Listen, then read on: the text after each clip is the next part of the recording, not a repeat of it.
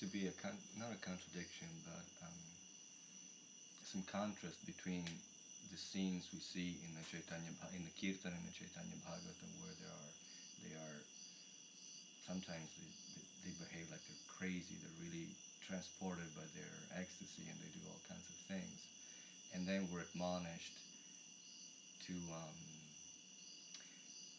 well, to take it from the example in reality that I want to know about. I see sometimes videos of one in Krishna Bharat Mandir, or somebody who was dancing, somebody with long hair, some Indian guy, balancing the mridanga on his head and doing a whole show. And I asked, just out of curiosity, does anybody even know him? Does he serve under some guru? Does he have a sadhana? Because everybody was filming him and neglecting the deities and the holy names, apparently. And they were all reacting like, we can't tell if he's a saint. We don't want to make offenses. And there's got to be some way to recognize something, some criterion. They seem to be quite sentimental. But then again, what if he was a Siddha Mahatma? So, let me explain the question a little bit, because everyone may not be familiar with the background of the question. So the question is about kirtan. Kirtan is it derives from the word derives from the Sanskrit verbal root kirti, which means fame. So it is the implication is kirtan is a glorification, and it is the function of kirtan with regard to it being a glorification manifests in the form of the chanting.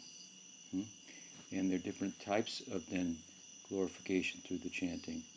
There can be chanting of the sacred logos, the names of God, and there are other types of kirtan about qualities of God, form of God, the leelas of God, and so forth.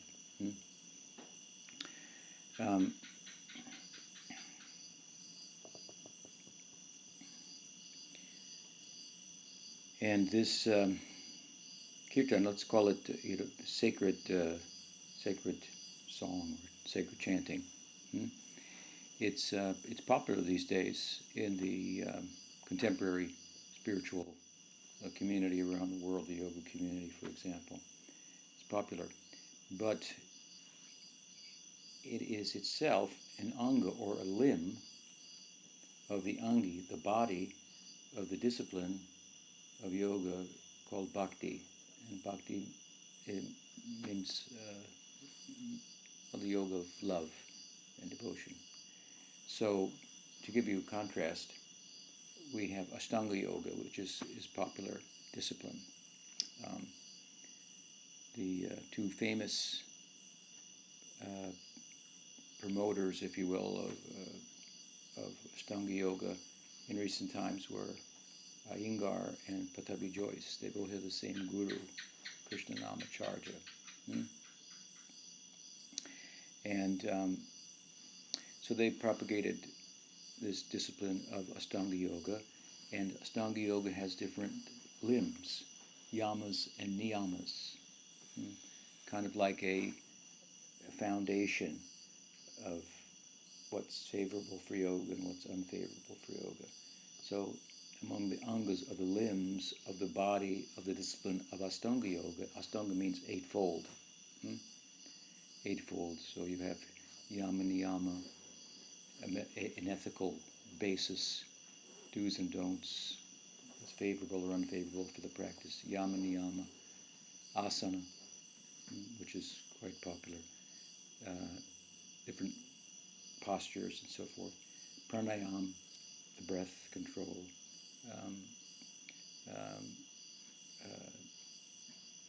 Pratyahara,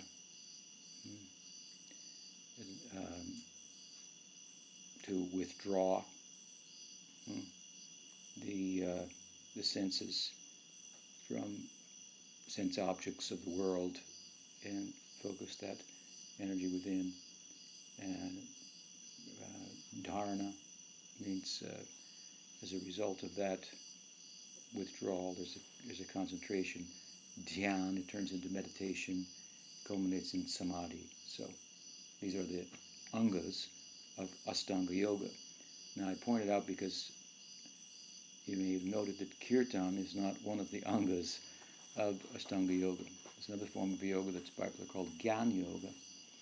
And also, kirtan is not a limb of the body of Gyan Yoga, but it is a limb of the body of bhakti-yoga and a prominent limb. And it's easy to understand because in love, we tend to express our emotions and feelings. And the feelings from love are such that they can hardly be put to words. It's said in a famous song from my youth that I tried to say I love you, but the words got in the way. So, the beauty, in one sense, about bhakti, as opposed to Gyan Yoga or mystic yoga, is that it really focuses on something very spiritually positive, spiritual love. It says that our pursuit of love in the world is off-center, but love can be found when it's properly centered on God. The yogas of Gyan and the mystic yoga are not as focused on a positive becoming in the context of loving as they are focused on overcoming the karmic implications of our material sojourn. So we move in the world, and because we're embodied and identified with the body has needs, so we're taking from the environment to one extent or another. And when we take, then we owe. That's the principle of karma. And so, to come out from underneath that debt, which fuels the repetition of birth and death, the reincarnation, life after life, the cycle, samsara, fuels it. To come out from underneath that, of course, is significant, and it's to come to knowledge, because the movement within the realm of karma is, again, movement based on a misunderstanding that I have a certain necessities, that by adding things to my life, I'll be more complete. This all has to do with the body and the psychological self, the biological and psychological self. It has something to do with the Atma. But when the Atma is identified with a psychophysiological manifestation, then it feels it has needs. So we tend to think that if we get things in our life would be more complete. But the fact of the matter is that the pursuit of things and the attachment to them is actually the cause of misery, because we can't keep them forever, and so they may transform like all things do. We may get a new car, but transform into an old car. We may not have paid the debt yet, and it's not working anymore. So, just to give a crude example, so this is basically the realm of karma. It's problematic. So, it's movement that rises out of ignorance. The ignorance of thinking that by identifying with and acquiring things, I can become more fulfilled. I can become perfectly happy. It's just not true. So that movement is a kind of ignorance. If we come to knowledge with regard to that, then we can cease from interacting with sense objects in pursuit of happiness, and therefore one becomes a contemplative, for example, or a yogin, sitting in the postures, living in the hollow of a tree here, and doing yoga. And it's very fascinating, and someone can sit in meditation for a long time and so forth. So from active life to contemplative life, by active life acting moving in relation to things. The things are always changing, so I keep moving. And I take and I owe, and off to work I go, and so I'm in the cycle of samsara. So to come out from that requires some knowledge and letting go. You get the theoretical knowledge, you start to let go, and then there are different practices. Yoga, asana, for example, is sit. Try to do pranayama to make the mind peaceful and so forth and so on. So gradually through these disciplines, Ashtanga Yoga, for example, and Jnana Yoga, one can come to knowledge and overcome the karmic debt. So the focus, as I'm saying, is primarily to overcome the negative and come to peace. So we're kind of at war because we're on the take. One living being is food for another here. That's just a fact. So we're on the take. We've identified with the body. The body has needs.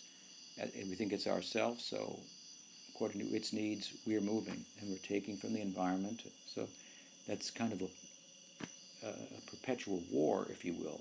We may think we're in peacetime, but you don't know what the animals think about it necessarily, or the insects.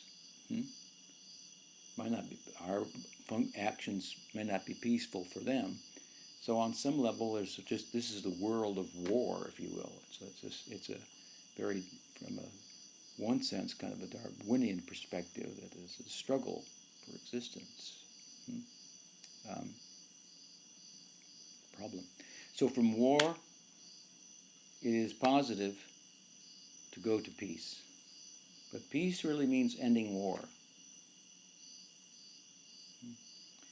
So these two other disciplines, Jnana Yoga and Ashtanga Yoga, basically are about attaining peace. Shanti, shanti, shanti. But as I often say, love is peace and more. So one side is the war, then we come to peace. What about love? Well, we might conclude through spiritual insight, wisdom, that I was trying to love, that was the problem. So I should stop loving and come to the knowledge that there is no such thing as love. And I should just be peaceful. Shanti, shanti, shanti. But the Bhakti tradition says, no, there is love. The human condition tells us something about the Atma, about the self, about the soul, about our spiritual prospect. And so we are, materially speaking, as humans, lovers, or we're trying to be. We're trying to find love. We end up embracing only a shadow of love, often, that is attachment and so forth. But is there love, or is there no love? So the Bhakti tradition says there is love of God, and you need then the figure of the Godhead, who is to come into the picture, the source, the fire of consciousness that we are the spark of, to come into the picture, and through in the yogic sensibility have a union and relationship with the source, right? So this is the idea of bhakti. Now, in the bhakti-yoga, we try to establish that relationship with the Godhead. Primarily, this is our positive focus, and the negative influence of ignorance that we try to clear off, it goes away naturally. If ignorance is attachment to things that don't endure, and love constitutes an attachment to something that does endure and is lovable, then I can let go of the false attachment for something positive very easily. And so, in bhakti, the practices are very easy. Our students here are not sitting all day in the hollow of a tree and meditating. We are fasting and undergoing various overt austerities. What they are doing, however, it's very interesting, because if we are, karmically speaking, takers, and we want to stop taking, Hmm? That's good. Hmm? To stop taking is good.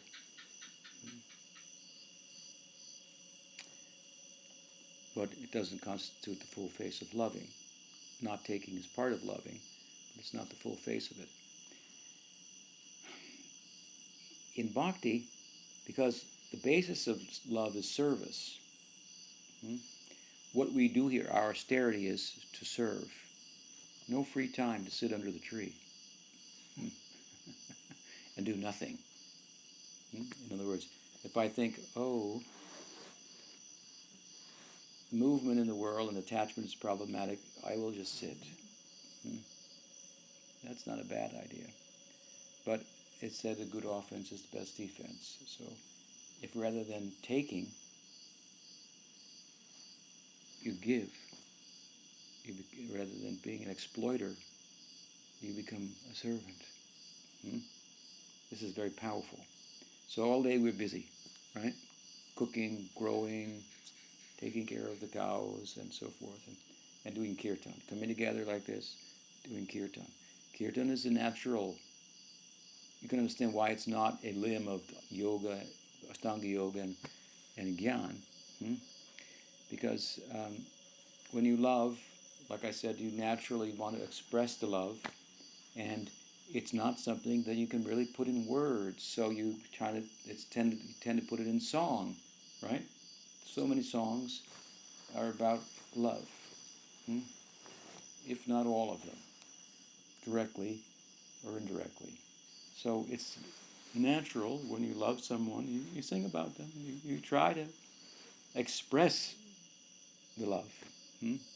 So kirtan is very central to bhakti. Krishna says in the Gita, satatam kirtayantomam vitantaschabdiravrita. He says that my devotees are always engaged in kirtan, about me, singing about me.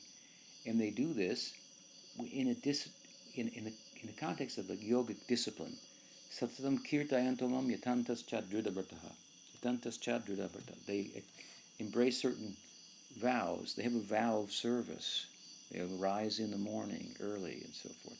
They won't eat anything that's not first offered to Krishna, with mantra and so forth, and so on. They look like ordinary people doing ordinary things, but they're doing them all for the pleasure of Krishna. All the movements are service and acts of love and so forth. And then they get together and at different times of the day, as we do here, and express it in kirtan. Singing the names of Krishna, many names of Krishna. So this kirtan is very central to the yoga of love. And there are many gods and goddesses in Hindu pantheon, so many of them. But among them, it is Krishna who asks for kirtan, who says things like chanting my name, your life will be perfect, and so on. So many beautiful things are said about the name of Krishna. Not so much about, and he has many names. We don't find Durga asking people to chant her name, Kali, Ganesh. Ganesh is not out there saying, just chant my name and I'll be there. He doesn't say that. These different gods and goddesses have different functions. So kirtan is not for them. Kirtan, however, is so popular, we find it overflowing into the yoga community where they teach Ashtanga yoga. They also incorporate kirtan and so on and so forth. Although technically speaking, classically speaking, it's not a limb of the body of that discipline. So its popularity is understandable. But understanding it, what kirtan is, which is what we're talking about here, is important. Therefore, again, Krishna says in the Gita, Satatam kirtayantam. My devotees are always chanting about me, chanting my name. Satatam kirtayantam yatantaschadridavrtaha. Namashantaschamam nityam. Means there's a science to it, too. There's an art to it. It's a yoga. And this is what you're talking about, basically. We hear the descriptions in Chaitanya Bhagavat or Chaitanya Charitamrita. These are ancient texts from about 500 years ago, when the most prominent spiritual figure with regard to the kirtan and the idea that there is spiritual efficacy in chanting the name of God, which is something I think is embraced by all the religious traditions. In the Bible, it said, in the beginning was the Word, and the Word was one. It's saying that the sound, the divine logos, is one with the Godhead. Ordinarily speaking, sounds don't represent things. I can say floor, but the floor is not going to manifest just by saying floor, floor, floor. Partially it will. If I go into to a contractor and I say floor, floor, floor, he say, you want a floor? Floor. So my point here is that the more that a sound corresponds with the object that it seeks to identify, the more perfect the language and the more perfect the sound. Right? Right? So, amongst the spiritual traditions, it's thought that there are divine sounds. So the names of God, the divine logos, and logos means name, and it also means logic. So again, it's a sentiment. Chanting looks crazy, fanatical, but there's wisdom to it also. There's an art to it. There's a science. There's a philosophy and a theology that underlies it. That's considerable, a dharma of the name. And in India, about 500 years ago, there were a number of saintly people advocating this kirtan. But amongst them, Sri Chaitanya was the most significant. And unlike many of the contemporaries of the time, like Guru Nanak, Kabir, and others who were advocating different types of kirtan, they advocated that the name was Saguna, and Mahaprabhu Sri Chaitanya emphasized the name is Nirguna. Saguna means it's of a very refined material quality, and it can be chanted to attain something that makes one silent, ultimately.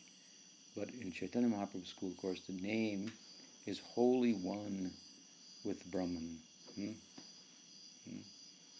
and the Absolute, and therefore it's Nirguna. Therefore, it's the practice of the chanting is the destination. In other words, the journey is the destination, they say.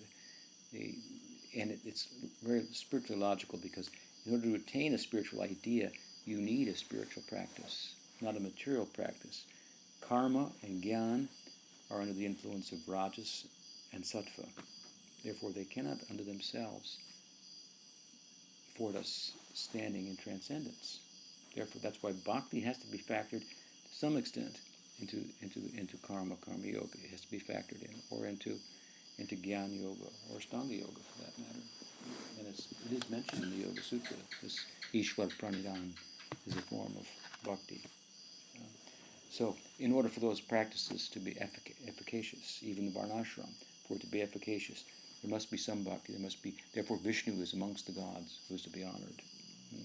You don't know why in Varnashram, but when you do that, some bhakti is there. Then the whole thing works, is the idea. So,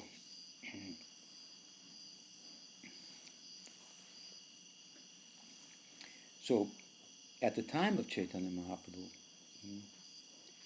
he really started a school of kirtan, a nocturnal school of kirtan in the house of Srivas. It overflowed outside the doors and went throughout the subcontinent of India as he did.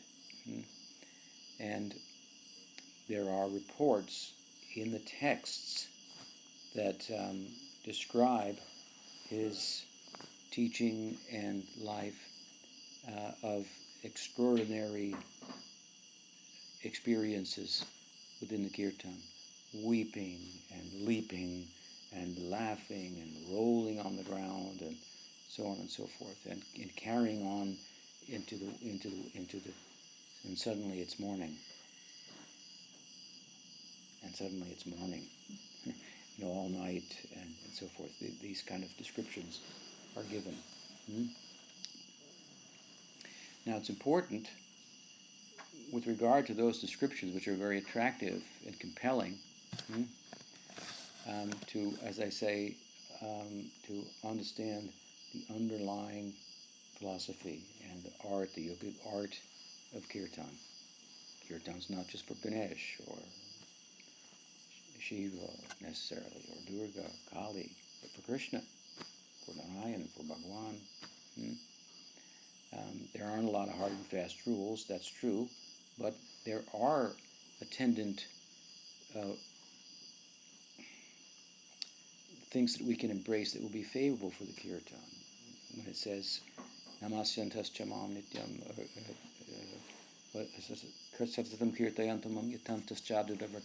taking vows. They took a vow to chant a certain number of times, for example. Look at vows like Ekadasi these days, Janmastami, where the chanting will be increased and so forth. So there's something underlying the kirtan. So to be acquainted with that is important, and it's kind of what you're talking about in your question. And so when we hear and we read these descriptions of these ecstatic kirtans where tears are pouring and falling on the ground and so forth and so on, and then we see something like that on YouTube, then your question is it the same thing? How would we know, or if it's the same thing, or if it didn't look exactly like the reports that you had read, but there were some similarities to it, and some people seem to be taking it in that way.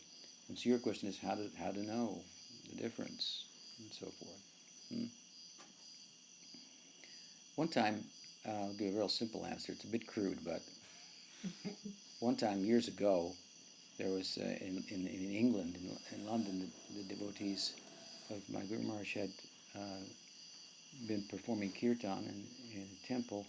They had started, and one fellow came, an Indian fellow, and he would jump in the kirtan, and then he would fall on the ground and roll around and wail and so forth.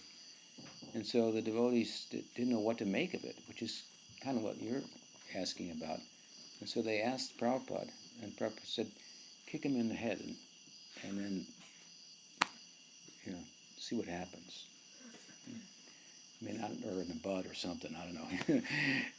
In other words, Prabhupada knew something. He knew many things, but we're talking about there's an underlying teaching, right? One of the points of this teaching is that the ideal to attain through this chanting, that will cause one to chant like Chaitanya Mahaprabhu did and weep and so on and so forth. One of the teachings is what? Sudurlabha. Sudurlabha. It is very rarely attained. So Prabhupada knew this is rarely attained. Some guy comes off the street and just jumps in the kirtan and imitates and pretends he's or he thinks he is, and he's imitating things that are rarely achieved, the kind of spiritual ecstasy that the kirtan can afford us, but it takes time and practice and so forth. And so if someone was in the measure, experiencing the measure of ecstasy that his external movements appeared to indicate that he was, you could have kicked him and he wouldn't have noticed it. He would have just been, but as soon as he said, ouch, then you're not in a trance of spiritual ecstasy here. And so it was they didn't really kick him. But Prabhupada was making a point. One time, another fellow, later years, this was after Prabhupada left, departed from the world, and he was a leader in a group that did the kirtan and so forth, and he started in kirtan falling off of his chair, like a chair like this. He was in the position of a teacher. He used to fall off the chair and roll around. So Pujapad Sridhar Maharaj was approached by some of the devotees and said, we don't know, maybe he's experiencing the Baba. And Sridhar Maharaj said, never. He was making the same point. I know what this is, and I'm prepared to undergo, embrace the vows and the practices for hundreds of lifetimes to get this. It's very, very, very cheap. Not a cheap thing. Turned out the guy was taking LSD, which can do it to you, which can make you roll around and so forth. So there are imitations. That's a fact. And there needs to be a way to determine what's real spiritual ecstasy and what's not. And one of the guiding lights here, of course, as I'm underscoring, is this is very rarely attained. I'll give you another example. There was a saint thought to be in Bengal, and when he would, after the kirtan, he would drool and things, and so he came to a certain temple in Calcutta, and after the kirtan, he was drooling and so forth. And Sridhar Maharaj was curious that he had heard about this person, so he went there. And so he managed to get next to him, and on the altar were the deities of Gaur and Nitai, Chaitanya Mahaprabhu and Nityananda, the deities that preside over this Nam Sankirtan. So Sridhar Maharaj asked him, which one is Gaur and which is Nityananda? And he said, oh, this one is Gaur and this one is Nityananda. And then he realized, if you were in such a trance that you were drooling, I mean, these are the kind of symptoms we see in Chaitanya Mahaprabhu, drooling, perspiring blood, tears pouring from the eyes like as if it was shot out with a syringe, his limbs going within his body and so forth. If you're drooling and kind of like unconscious, and suddenly he was quickly conscious and quickly, so he immediately was satisfied. This is bogus. This is an imitation. Was his determination. So there's a fair amount of imitation, and the kind of movements that we hear about in the Kirtan of Chaitanya Mahaprabhu, these are all arising out of bhava. There are 3 stages in bhakti. There's the bhakti in sadhana, or in practice, bhakti in ecstasy, we call bhava bhakti, and bhakti in perfection, prem bhakti, love of God. So in sadhana bhakti, what happens is bhakti comes to us as an opportunity through the guru and sadhus, and then she resides in our senses, and so with the kirtan, she's playing our tongue and ears and so on and so forth. In this stage, it appears like we're making the effort to chant, and effort is part of the practice. But and in that we may sometimes feel a little inspired. Maybe our arms may go up or something like this. But the same movements in sadhana bhakti are manifest in bhava bhakti, but the background to them is different. The background is ecstasy. They're dancing, moving out of ecstasy. Now we may be out of imitation. We may be following someone in a good way. Imitation may be a good thing too. Imitation of a good thing is a good thing.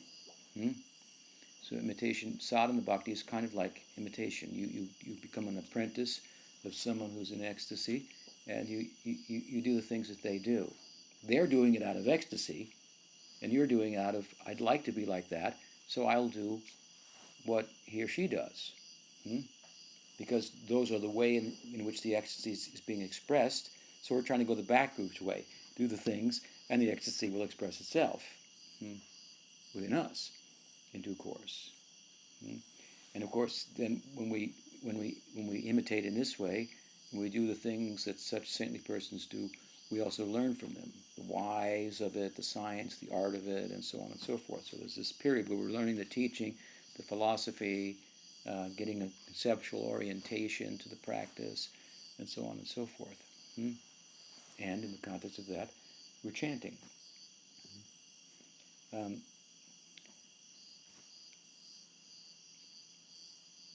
Now, as I said earlier, kirtan is also it means glorification, so it's not a form of entertainment. It's never a form of entertainment. We don't do kirtan to entertain the public. We do kirtan to glorify Krishna. If the public catches it, likes it, joins in with us, we're fine with that. But it's not a professional affair that we're doing to entertain people. That's not what kirtan's about. By its very definition, it cannot be such. It is, again, a glorification of Bhagavan, of God. That's what it is. For his purpose. It should not be done. Indeed, it said that you shouldn't do kirtan to end the drought,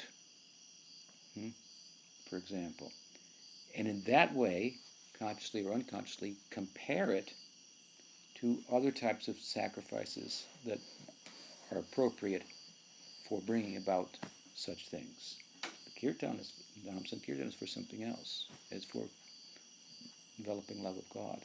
So this is part of the science, if you will, the art. There are aparad, there are things that go against the chanting that you shouldn't do, and some of them are conceptual and so forth. So somebody did a thing I saw not so long ago, produced an album, kirtan, of different ladies doing kirtan.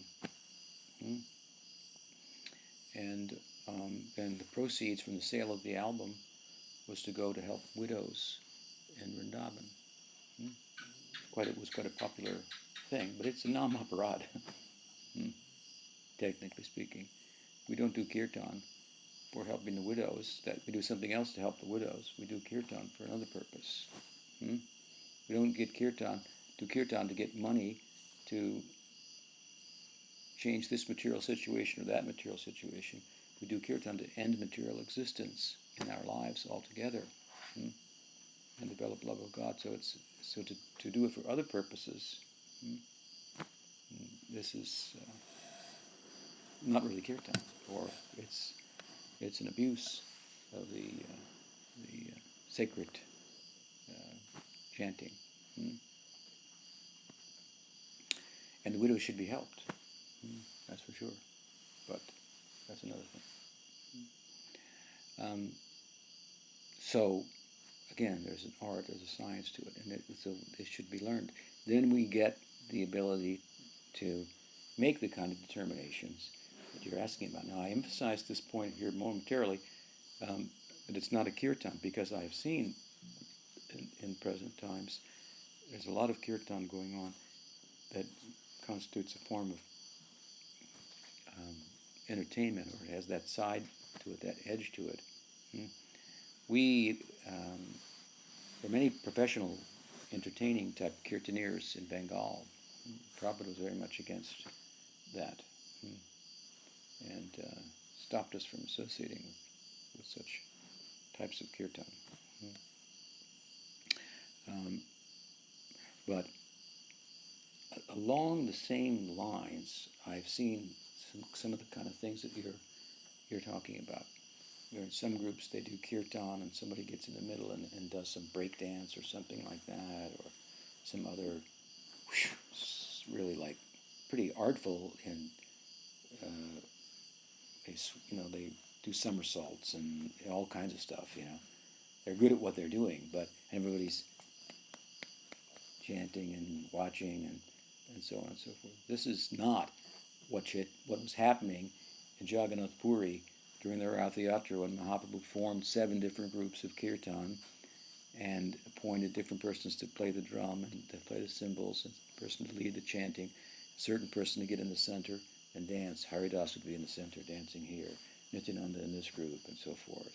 And in those groups, 7 of them, Chaitanya Mahaprabhu appeared in all 7 of them at the same time.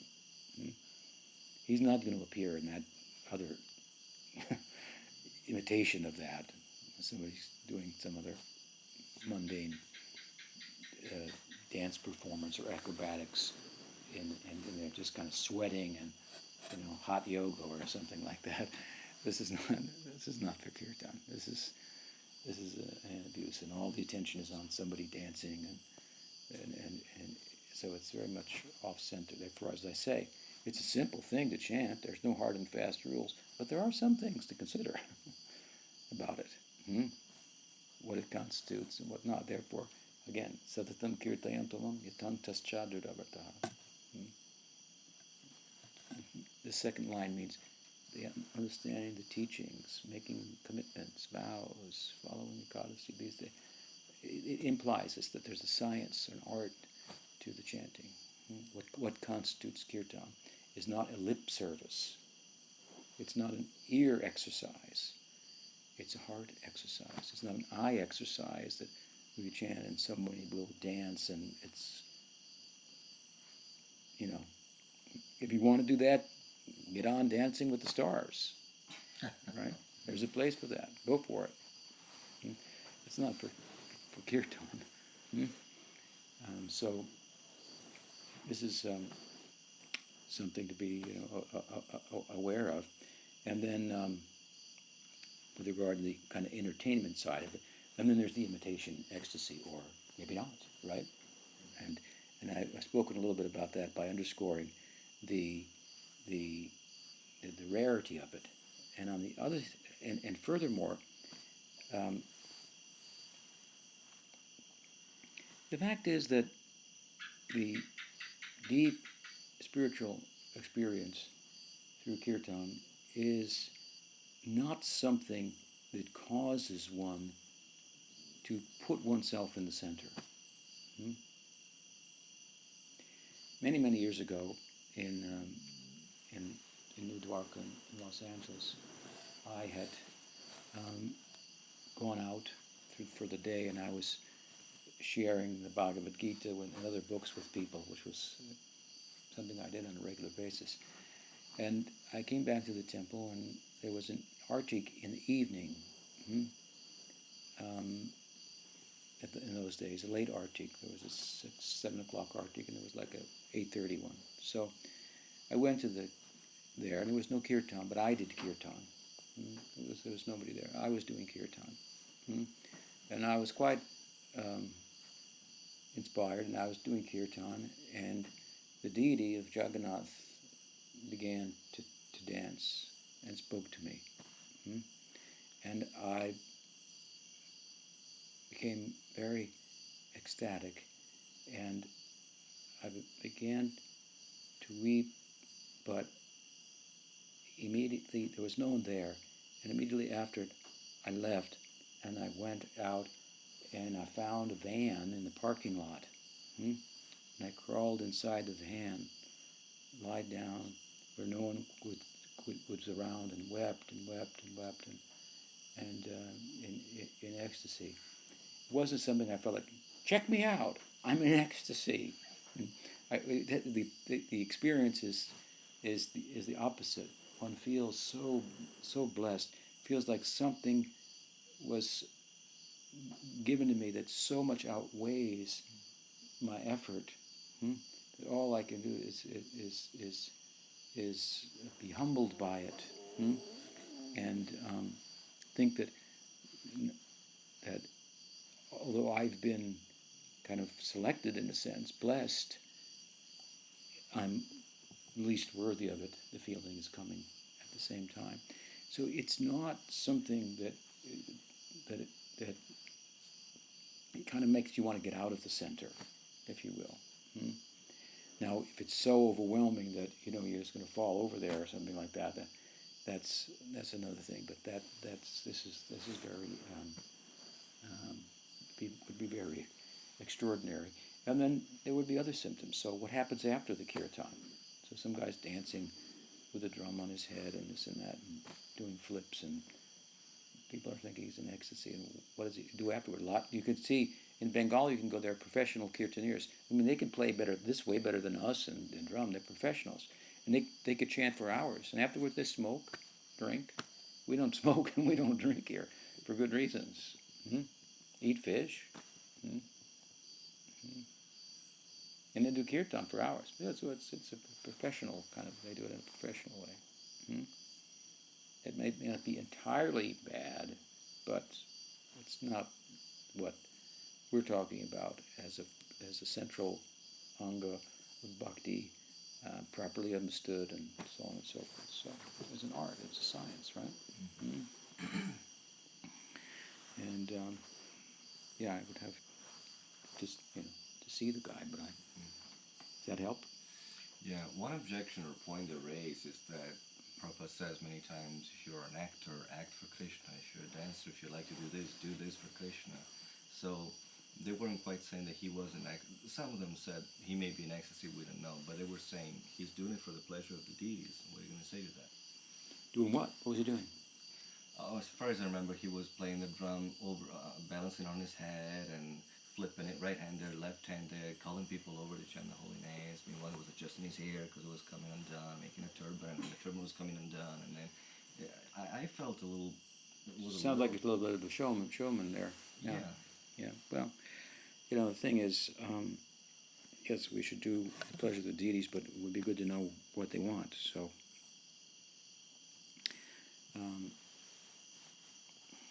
to put oneself in the center and put on. We don't see the great devotees in the lineage doing that.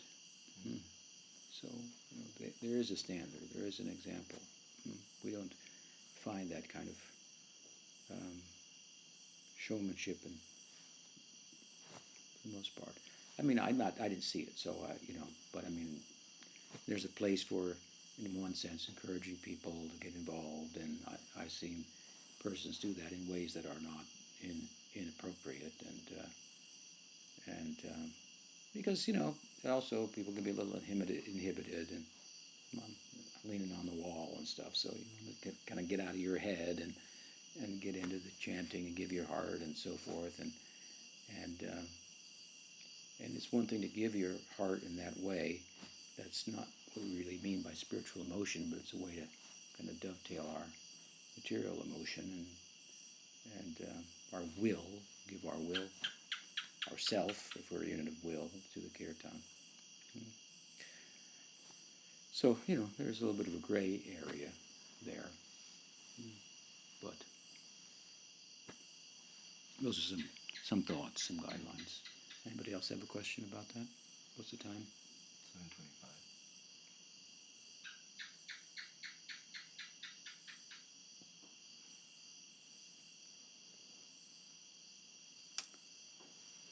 Okay, let me stop there. Shri Nam Kirtan ki jai, Sriman Mahaprabhu ki jai, Nithai Chand ki jai, Shri Siddhaji Gopal ki jai, Gaur Bhakta Vrinda ki jai, Gaur Premanand.